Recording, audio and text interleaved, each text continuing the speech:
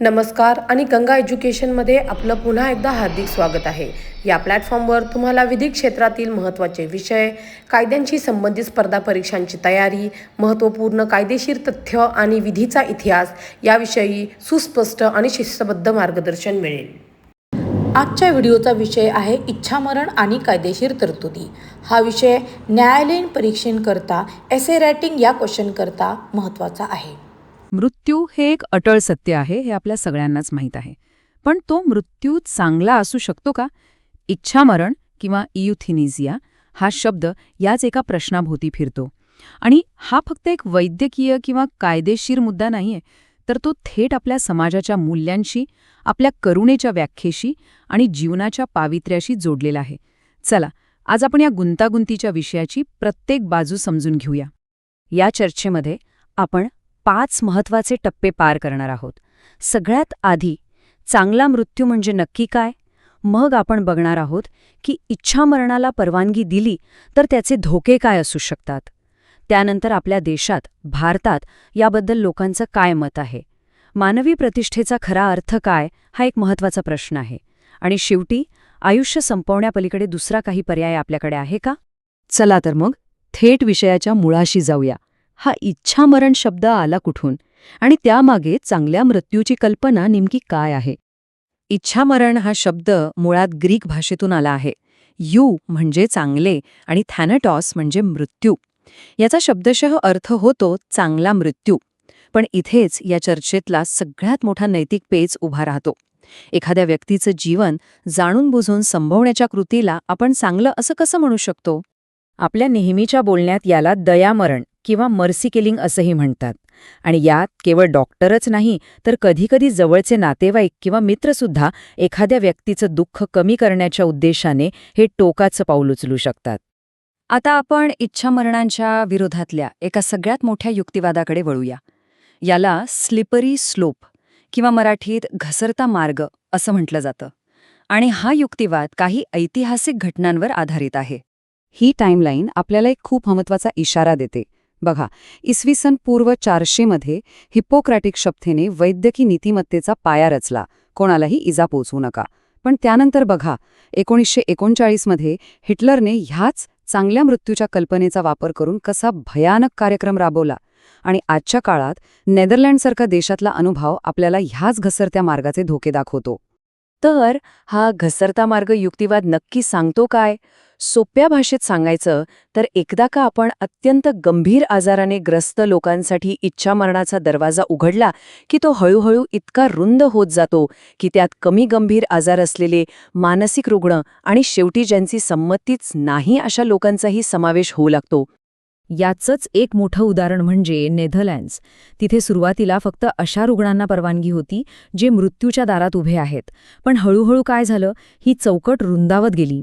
त्यात तीव्र आजारी आले, मानसिक रुग्ण आले आणि काही प्रकरणांमध्ये तर रुग्णाच्या स्पष्ट संमतीशिवाय इच्छामरण दिल्याचे प्रकारही घडले. याचा परिणाम इतका गंभीर झाला की एकेकाळी सुरक्षित वाटणारी रुग्णालये हीच काही रुग्णांना धोकादायक वाटू लागली. हे झालं जागतिक पातळीवरचं. आता आपण आपल्या देशाकडे, भारताकडे वळूया. आपल्याकडे इच्छामरणाबद्दल कायदेशीर स्थिती काय आहे आणि लोकांचं मत काय आहे? ही आकडेवारी बघा, ती भारताची भूमिका अगदी स्पष्ट करते. 1991 साली एक सर्वेक्षण झालं होतं. या चार्टमध्ये आपण बघू शकता की 90% जास्त हिंदू, मुस्लिम आणि ख्रिश्चन लोकांनी इच्छामरणाला विरोध केला. आणि जैन आणि बौद्ध धर्मात तर हा विरोध 100% होता.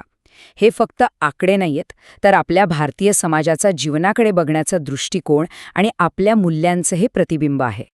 आता कायद्याचं बोलायचं झालं तर भारतात इच्छामरणाला मान्यता नाही. पण कायद्याच्या पलीकडे एक सामाजिक वास्तव आहे, जिथे अशा घटना घडत असल्याची चर्चा दबक्या आवाजात का होईना पण होत असते.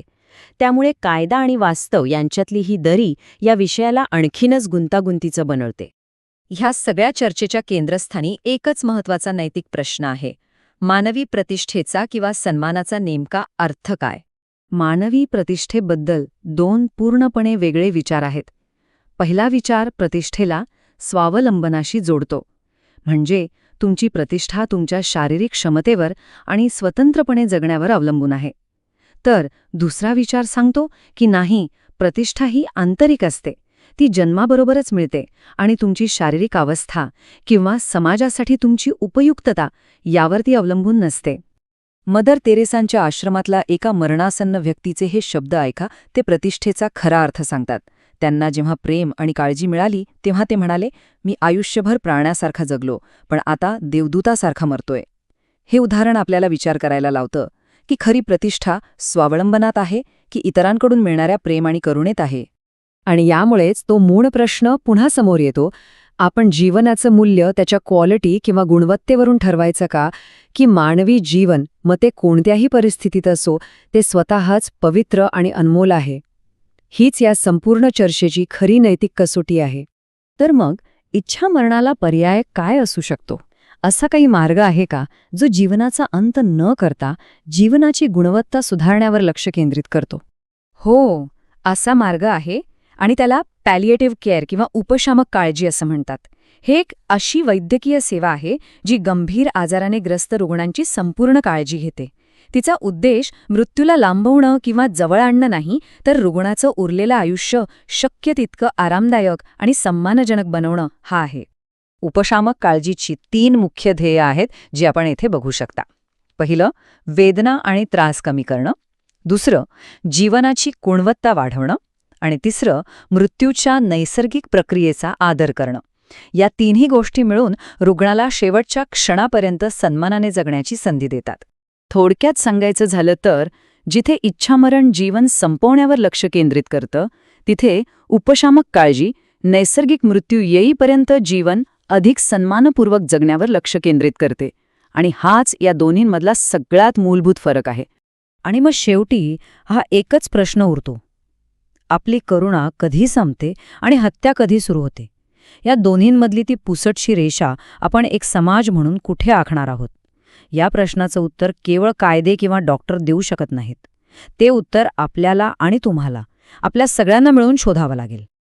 हे सत्र पाहिल्याबद्दल धन्यवाद. हा व्याख्यान उपयुक्त वाटला असल्यास कृपया लाईक करा, शेअर करा आणि गंगा एज्युकेशनला सबस्क्राईब करा. अशाच महत्त्वपूर्ण कायदेविषयक व्याख्यानांसाठी आमच्याशी जोडलेले रहा.